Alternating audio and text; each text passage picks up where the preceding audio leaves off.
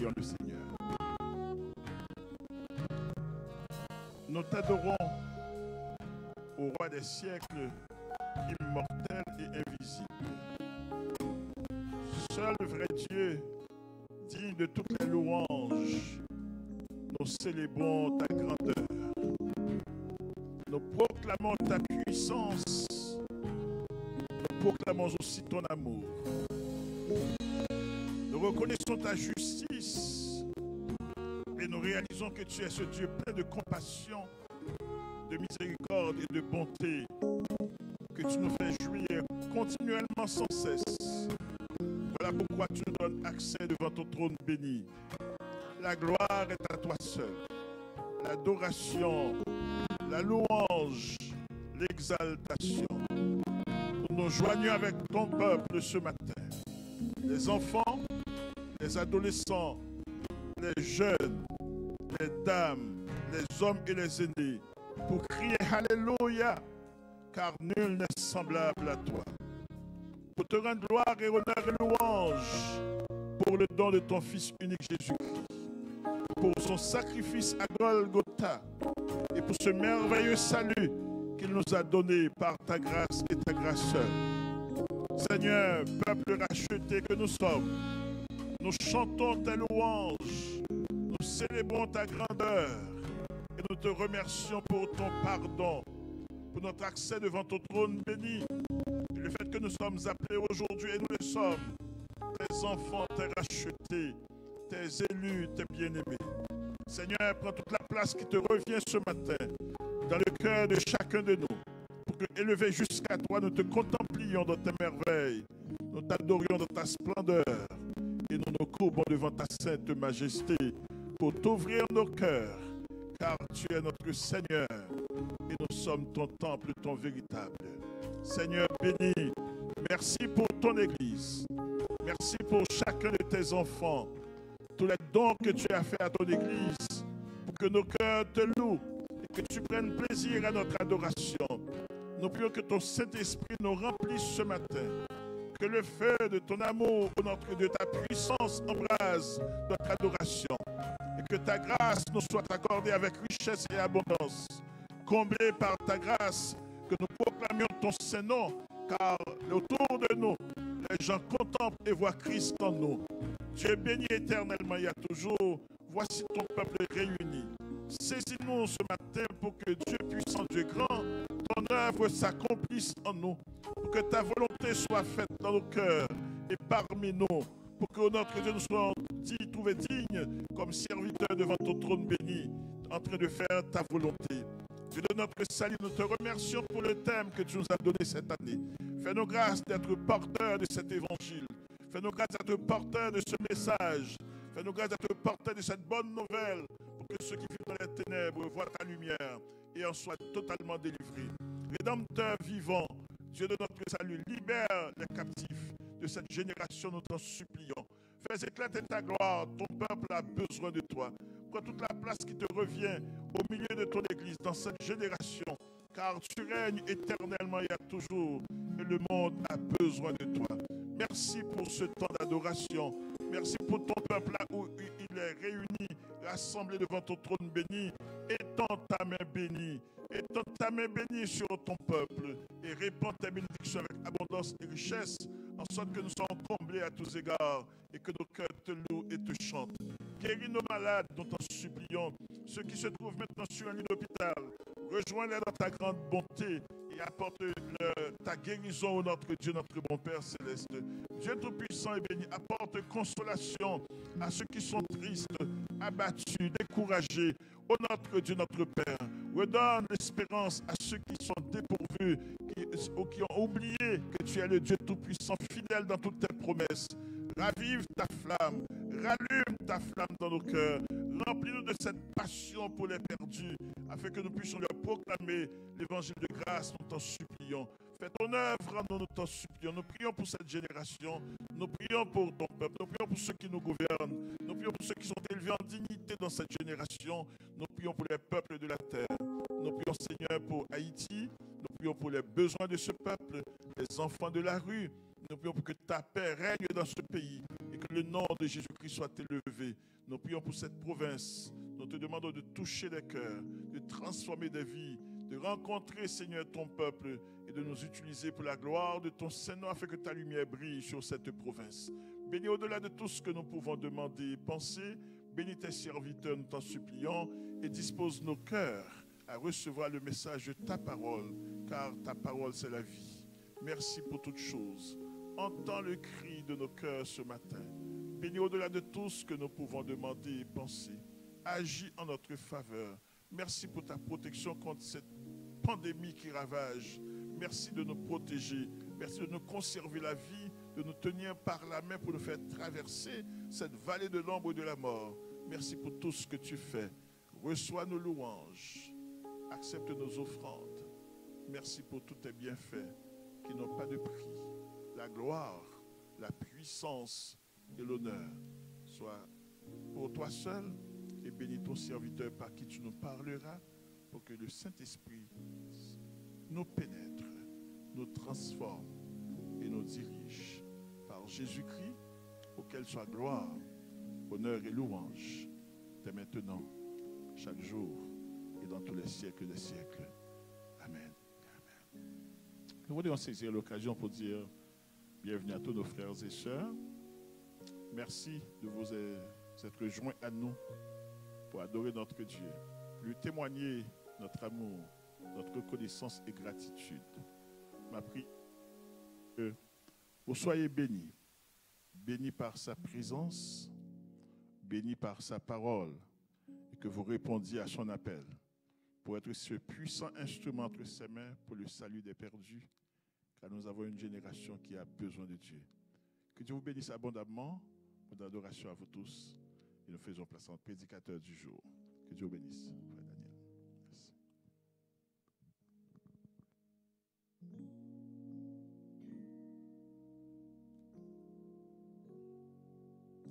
Merci, pasteur.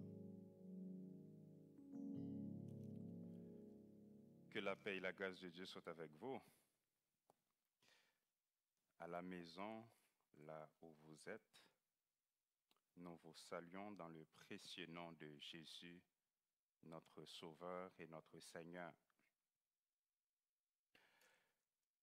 Nous remercions le Seigneur encore, lui qui nous a fait la grâce de l'adorer ensemble. Et nous prenons le temps de vous souhaiter, en mon nom personnel, au nom de toute ma famille, Esther, Rafia et Zacharie, une bonne et une heureuse année 2022 dans le Seigneur.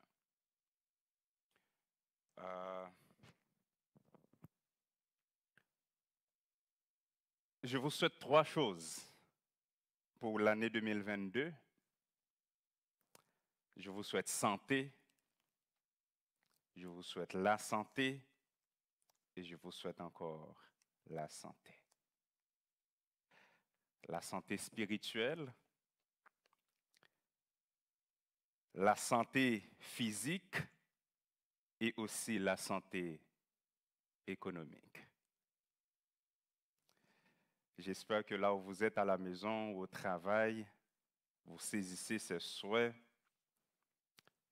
et qu'on continue à prier, à remercier le Seigneur pendant toute l'année 2022.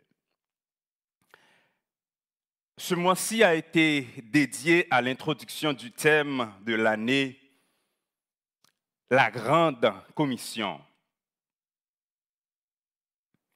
Et au cours des 2 derniers dimanches, c'est en effet ce message qui vous a été communiqué par Pasteur Friedberg et aussi Pasteur Samuel. Et on est encore dans cette continuité aujourd'hui encore pour parler de la Grande Commission. Bien-aimés, pour tous les grands travaux, pour tous grands événements, il est absolument nécessaire d'avoir une période de préparation. Qu'est-ce que je veux dire par là? Rappelons-nous le temps que Dieu lui-même a pris pour préparer la venue de Christ.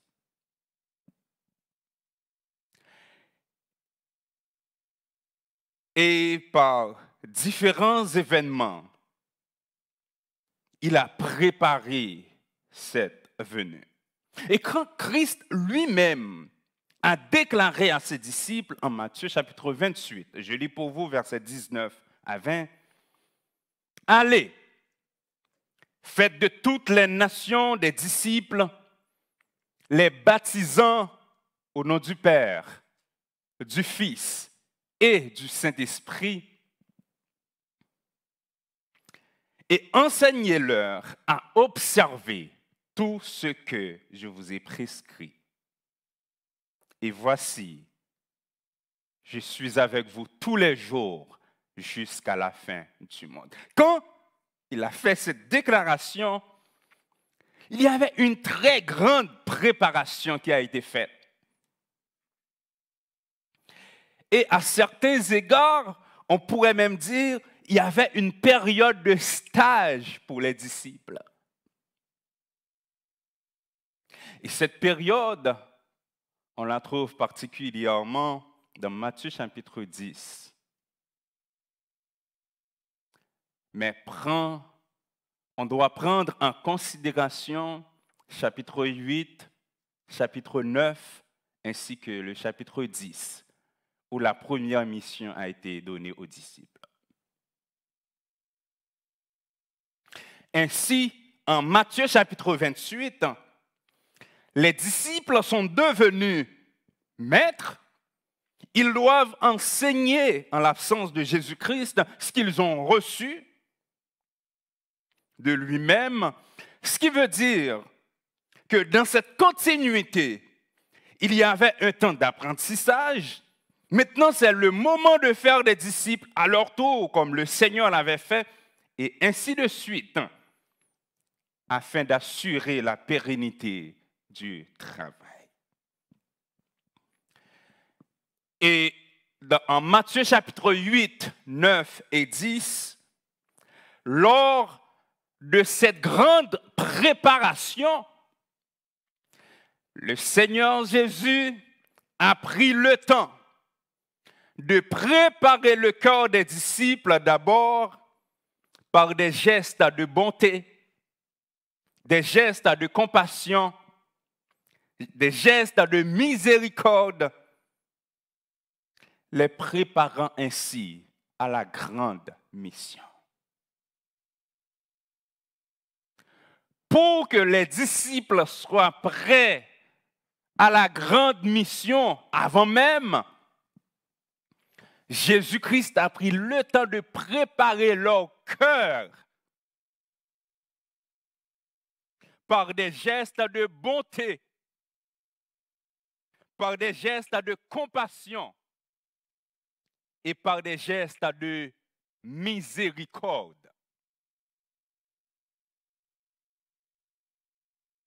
Et j'aimerais vous dire ce matin, avant même la grande commission, il nous faut une préparation. Et il s'agit d'une préparation du cœur. Et voilà le sujet que j'aimerais partager avec vous. Il nous faut une préparation. Et il s'agit d'une préparation du cœur. Oh, c'est absolument important. Les études, c'est absolument important. L'apprentissage des versets bibliques. Mais à quoi sert tout ça si nous ne sommes pas préparés dans le tréfonds de nos cœurs? On raconte l'histoire d'un jeune universitaire qui était alcoolique. Et dans sa chute, il était devenu si répugnant qu'il avait été rejeté par ses compagnons de classe et finalement chassé de son logement. Un étudiant chrétien qui disposait alors de notre lit de réserve, on nous raconte que il a utilisé ce lit de réserve qui était dans sa chambre. Il a donc invité le jeune homme alcoolique à venir vivre avec lui. Et ce jeune chrétien a dû passer plusieurs nuits, qu'on nous dit, à nettoyer les vomissures de son compagnon, donner des douches, changement de vêtements pour préparer au lit, etc. Cependant, au cours d'une période de sobriété, le jeune homme alcoolique a pris le temps de poser la question suivante à son compagnon. Pourquoi donc tu fais tout ça pour moi? Pendant que les autres m'ont rejeté, qu'est-ce que tu cherches exactement? Et le jeune homme lui a répondu, je voulais en effet te montrer la bonté et la miséricorde de Dieu. Je cherche ton âme pour le Seigneur. Et l'histoire nous dit plus tard, touché par ce geste d'amour, de compassion, un beau jour, le jeune homme qui était alcoolique a effectivement décidé de donner sa vie au Seigneur. Et il est devenu chrétien pour annoncer les merveilles et les bontés de l'Éternel. Il nous faut donc une préparation, et c'est une préparation de cœur. Car plusieurs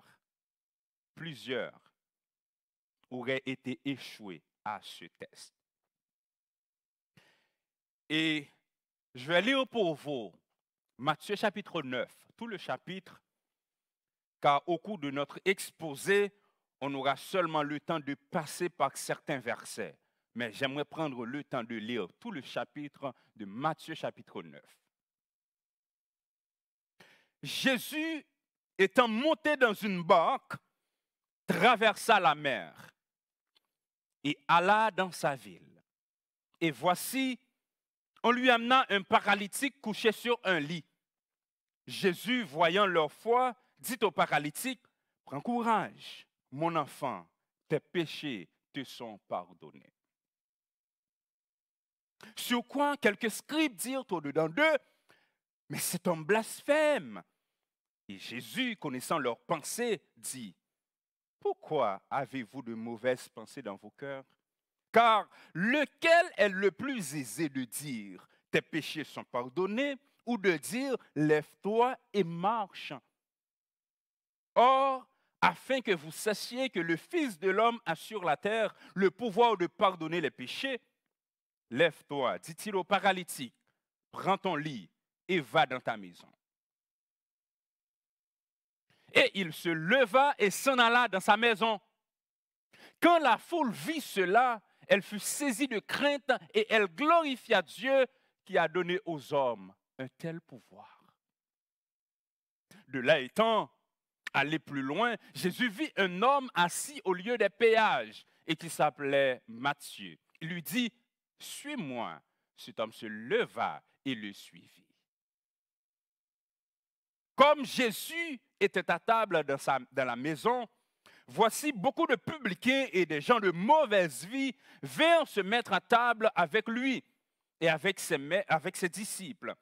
Les pharisiens virent cela et ils dirent à ses disciples, « Pourquoi votre maître mange-t-il avec les publicains et les gens de mauvaise vie? » Ce que Jésus, ayant entendu, il dit, « Ce ne sont pas ceux qui se portent bien, qui ont besoin de médecins, mais les malades. Allez et apprenez ce que signifie. Je prends plaisir à la miséricorde et non au sacrifice. Car je ne suis pas venu appeler les justes, mais les pécheurs. » Alors les disciples de Jean vinrent auprès de Jésus et dirent, « Pourquoi nous et les pharisiens jeûnons-nous, tandis que tes disciples ne jeûnent point? » Jésus leur répondit, « Les amis de l'époux peuvent-ils s'affliger pendant que l'époux est avec eux? Les jours viendront où l'époux leur sera enlevé, et alors ils jeûneront. Personne ne met une pièce de drap neuf à un vieil habit, car elle emporterait une partie de l'habit et la déchirure serait pire.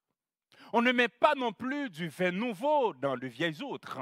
Autrement, les outres se rompent, le vin se répand et les outres sont perdues.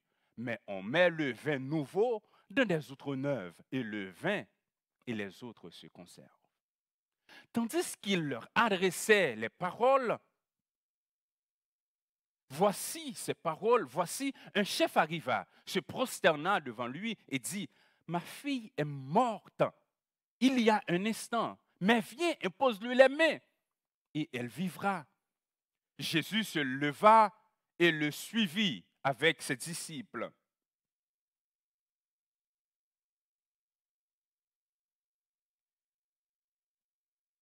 Et voici une femme atteinte d'une perte de sang depuis 12 ans. S'approcha par derrière et toucha le bord de ses vêtements. Car elle disait en elle-même, si je puis seulement toucher son vêtement, je serai guérie. Jésus se retourna et dit en la voyant, prends courage, ma fille, ta foi t'a guérie. Et cette femme fut guérie à l'heure même. Lorsque Jésus fut arrivé à la maison du chef, et voici qu'il vit les joueurs de flûte et la foule bruyante, il leur dit, retirez-vous, car la jeune fille n'est pas morte, mais elle dort. Et il se moquait de lui. Quand la foule eut été renvoyée, il entra, prit la main de la jeune fille, et la jeune fille se leva. Le bruit s'en répandit dans toute la contrée. Étant parti de là, Jésus fut suivi par 2 aveugles qui criaient, « Aie pitié de nous, fils de David. » Lorsqu'il fut arrivé à la maison, les aveugles s'approchèrent de lui et Jésus leur dit, « Croyez-vous que je puisse faire cela? » « Oui, Seigneur, lui répondirent-ils. Alors il leur toucha les yeux en disant, « Qu'il vous soit fait selon votre foi. » Et leurs yeux s'ouvrirent. Jésus leur fit cette recommandation sévère, « Prenez garde que personne ne le sache. » Mais dès qu'ils furent sortis, ils répandirent sa renommée dans tout le pays. Comme il s'en allait, voici, on amena à Jésus un démoniaque muet. Le démon ayant été chassé, le muet parla, et la foule étonnée disait, « Jamais pareille chose ne s'est vue en Israël. » Mais les pharisiens dirent, « C'est par le prince des démons qu'il chasse les démons. » Jésus parcourait toutes les villes et les villages, enseignant dans les synagogues, prêchant la bonne nouvelle du royaume et guérissant toute maladie et toute infirmité. Voyant la foule, il fut ému de compassion pour elle, parce qu'elle était languissante et abattue, comme des brebis qui n'ont point de berger. Alors il dit à ses disciples, « La moisson est grande, mais il y a peu d'ouvriers. Priez donc le maître de la moisson d'envoyer des ouvriers dans sa moisson. » Parole du Seigneur.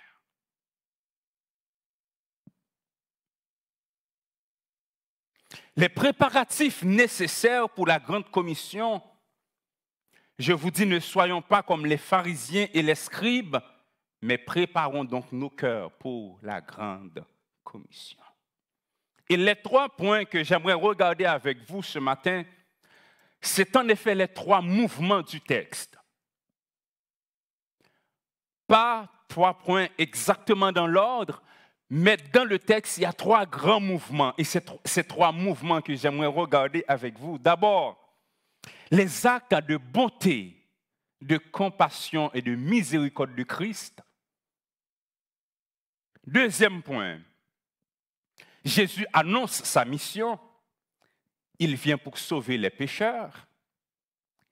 Et le 3e point, 3e mouvement, c'est la recommandation de Christ à ses disciples que nous trouvons dans les versets 35 à la fin. Il nous faut une préparation. C'est une préparation de cœur pour la grande commission. Les actes de bonté de Christ.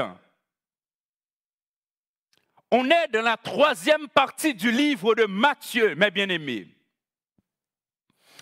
avec des actes de bonté déployés par Christ pour préparer les disciples en vue de cette grande commission qu'on va trouver plus tard au chapitre 10. Dans cette 3e partie du livre de Matthieu, avec une série de guérisons débutant depuis le chapitre 8 jusqu'à la fin du chapitre 9, que je vais seulement mentionner pour vous quelques guérisons. La mission donc de Christ lui-même a commencé avec 3 grandes barrières qui ont été franchies.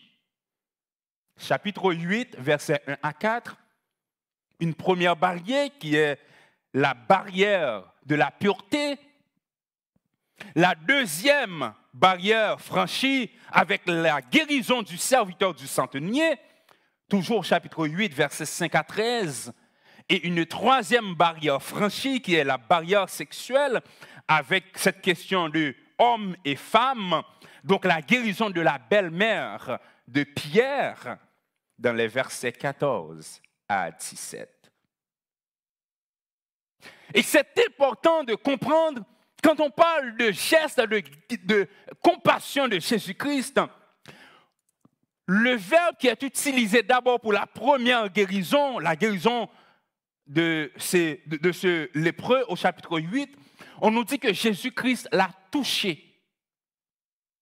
Et on connaissait très bien la situation quand il y avait de la lèpre, donc il fallait se mettre à distance. Mais dans ce cas, on nous dit au chapitre 8, « Et voici un lépreux s'étant approché, se prosterna devant lui et dit, « Seigneur, si tu le veux, tu peux me rendre pur. » Jésus étendit la main, le toucha. Et c'est la même façon que Jésus-Christ allait guérir aussi la belle-mère de Pierre. Jésus-Christ la toucha. Ce verbe est utilisé par Matthieu à seulement 6 reprises. Toucha. Et à une seule reprise pour la femme de perte de sang qui a touché Jésus-Christ. Mais dans les autres cas, c'était des guérisons que Jésus-Christ faisait lui-même avec sa propre main pour démontrer des gestes de compassion, de bonté et de miséricorde. 3 barrières franchies. Et à la fin du chapitre 8, la guérison de l'homme possédé des démons. Chapitre 8, versets 28 à 34. Nous arrivons maintenant au chapitre 9, qu'on vient de lire, et on voit un premier miracle qui est la guérison d'un paralytique. Voyant la foi de ces gens, Jésus-Christ a guéri cet homme qui était paralytique. Chapitre 9, versets 1 à 8, qu'on vient de lire pour vous. Versets 18 à 25, Jésus guérit la femme qui avait la perte de sang et aussi il a ressuscité la fille du chef. C'était sa mission quand on lui avait appelé pour lui dire, quand le chef était venu pour lui demander d'aller toucher sa fille, qui était déjà morte. Alors, non seulement la femme qui avait la perte de sang a été guérie, mais aussi la jeune fille a été ressuscitée. Et plus loin, dans cette même continuité de gestes de compassion, de bonté et de miséricorde, Jésus-Christ a guéri encore 2 aveugles. Versets 27 à 31. Et pour terminer sa dernière guérison dans cette partie, c'était un démoniaque, on nous dit également muet. dans les versets 32 à 33. Et c'est important, quand on regarde le texte, on nous dit, le démon ayant été chassé, le muet parla, et la foule étonnée disait, jamais pareille chose ne s'est vue en Israël. Cependant, quelle a été la réaction des pharisiens? Ils étaient mécontents, disant que c'est par l'esprit des démons qu'ils chassent les démons. Et Jésus-Christ, au beau milieu de cette vague de guérison, il a pris une pause pour rappeler sa principale préoccupation, sa principale mission. Dans les versets 9 à 15, c'est le deuxième mouvement du texte qui est notre deuxième point aussi du message. Jésus annonce donc sa mission. Il est venu pour sauver ceux qui étaient perdus. Jésus va donc annoncer sa mission au milieu d'intenses violences et de persécutions, accompagné de moqueries de la foule, d'accusations des pharisiens, en disant ceci: ce ne sont pas ceux qui se portent bien qui ont besoin de médecins, mais les malades. Et au verset 13, il dit: allez et apprenez ce que signifie « Je prends plaisir à la miséricorde et non au sacrifice, car je suis venu, pas pour appeler les justes, mais pour appeler des pécheurs les perdus. » Et c'est ce qu'il a fait au verset 9. Il a donc appelé d'abord Matthieu, et qui a répondu favorablement. Il l'a suivi. Matthieu chapitre 9, verset 9, nous dit ceci. Quand la foule, de là étant, allait plus loin, Jésus vit un homme assis au bureau des péages et qui s'appelait Matthieu. Il lui dit, suis-moi. Et cet homme se leva et le suivit. Et plus loin, au verset 10, on nous dit qu'un jour, Jésus-Christ était à table avec les publicains et des gens de mauvaise vie. Et j'aime la version du semeur qui nous dit des collecteurs d'impôts et des pécheurs notoires. Jésus n'était pas avec eux sur la table par complaisance, mais il avait un message à communiquer. Il nous faut cette préparation, une préparation du cœur pour la grande commission. Cependant, qu'est-ce que les pharisiens faisaient? Ils critiquaient, parce qu'ils ne veulent pas entrer dans le royaume des cieux, mais ils veulent fermer la porte. Ils veulent fermer donc la porte à d'autres. Il nous faut donc cette préparation, une préparation du cœur. Donc, après avoir annoncé sa mission, le deuxième mouvement du texte, il a continué avec des guérisons. Et après avoir répondu aux disciples de Jean-Baptiste, il a continué en faisant cette recommandation à ses disciples, qui est notre troisième point du message. La recommandation de Jésus-Christ à ses disciples.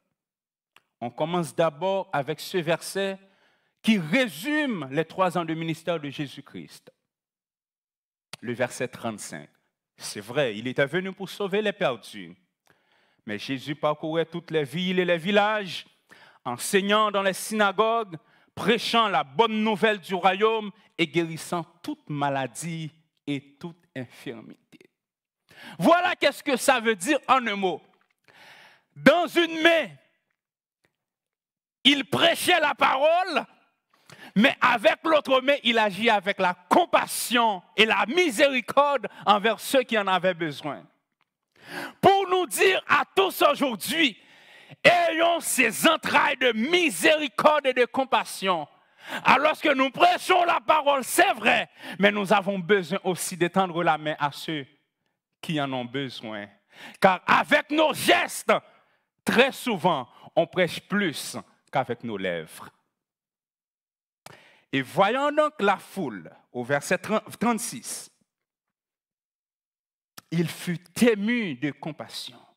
Et c'est là qu'on ne peut pas dissocier les 3 derniers versets du texte. les trois s'en vont ensemble dans ce même mouvement. Voyant donc la foule, au verset 36, la réaction de Jésus, il dit à ses disciples, verset 37. Qu'est-ce qu'il dit à ses disciples au verset 38? Priez donc le maître de la moisson, d'envoyer des ouvriers. Et c'est intéressant de comprendre que ce n'est pas notre moisson, ce n'est pas pour nous, c'est pour le maître. Et ainsi, notre responsabilité première est de prier le maître. C'est vrai, pour des ouvriers avec des cœurs de miséricorde, pas pour des mercenaires comme dans Jean chapitre 10, versets 11 à 13, qui viennent seulement pour dérober, qui viennent seulement pour profiter,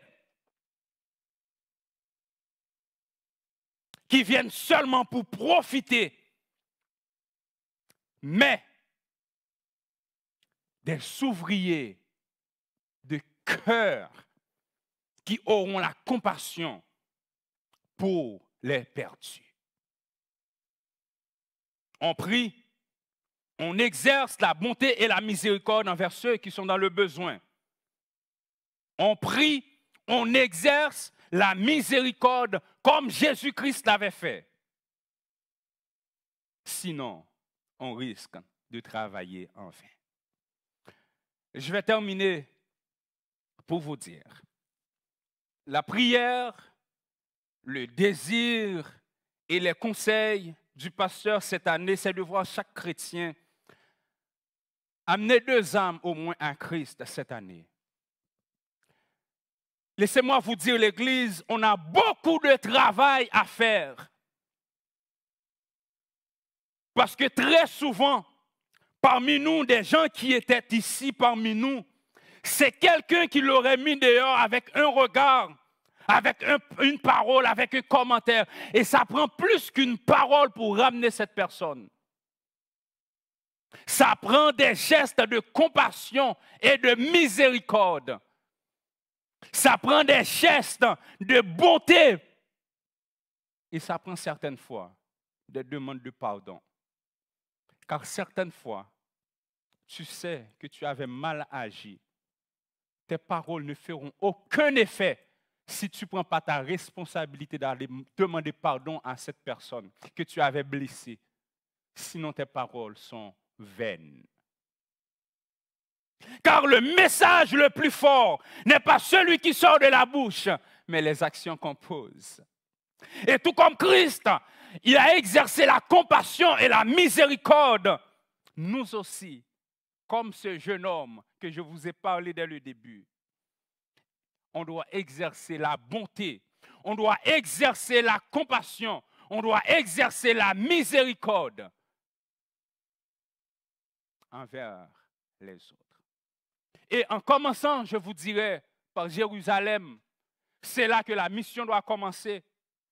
Car les parents que tu méprises et que tu mets de côté en même temps que tu prêches, non, ça n'aura pas d'effet. Ça ne passera pas. Le seul jour que tu connais que tu as une mère, le seul jour que tu connais que tu as un père, c'est quand c'est la fête ou encore la fête des mères. Mais non, ça ne passera pas. Il faut tous les jours des gestes de bonté, de miséricorde, de respect pour que le message de l'Évangile soit passé également. Et il en est aussi de même pour beaucoup de parents qui poussent leurs enfants loin de la foi. Je vous dis, par leur médisance, leur hypocrisie, leur méchanceté, il faut retourner à la source par des gestes de bonté, de miséricorde et de compassion. La préparation pour la grande commission, d'abord, c'est une préparation de cœur. Avant même d'aller, en ce début d'année, je vous dis l'Église, préparons nos cœurs. Un cœur de compassion, un cœur de miséricorde, un cœur plein de bonté. Et c'est ça que le groupe de louanges va chanter pour pouvoir prier. On va prier je vous dis, mes bien-aimés, ayons donc ce cœur de bonté, comme Christ lui-même, il l'a montré envers nous.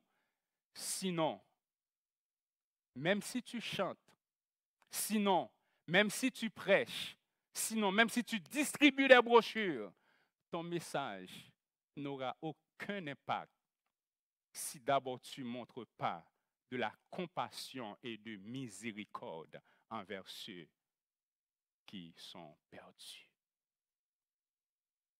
Très souvent, on regarde les gens puis on les catégorise. Je ne vais même pas aller vers celui-là. Je ne vais même pas aller voir celui-ci parce qu'il est déjà perdu. Il n'y a pas d'espoir. Mais non.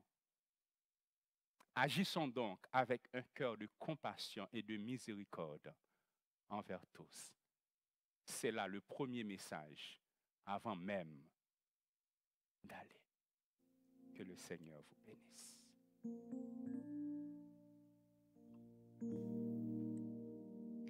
On va chanter « Je veux un cœur nouveau, le baptême d'en haut, le feu de foi, de charité, un cœur régénéré. »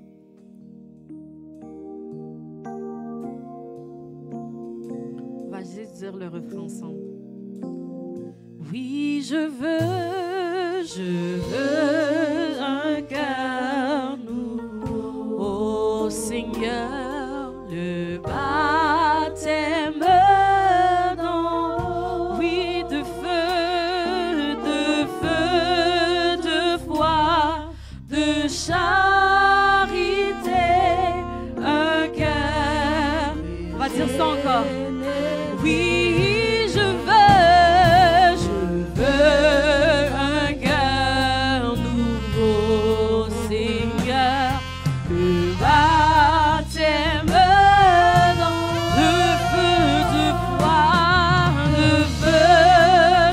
foi, de charité, un cœur régénéré.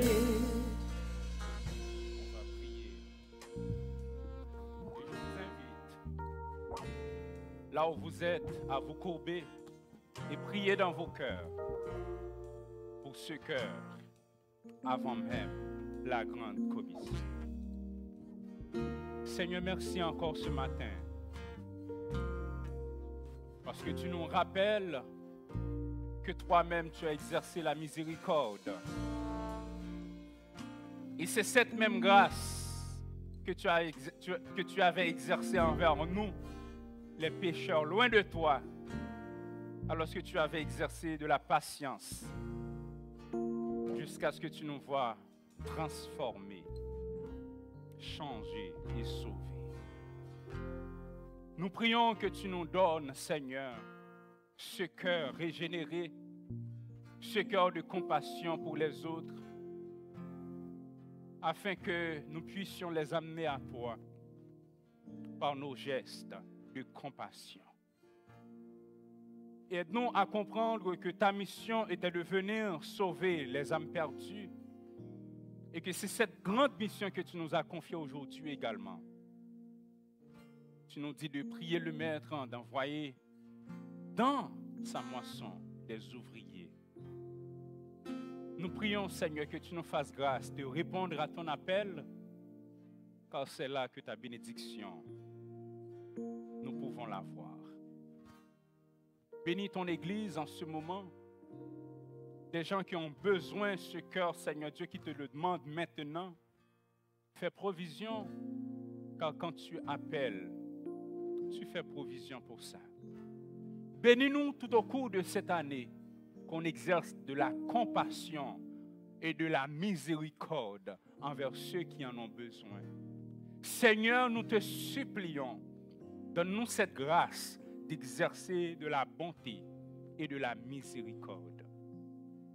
Encore nous te remercions pour ceux qui ont pu écouter, suivre ce service. Nous prions de les bénir.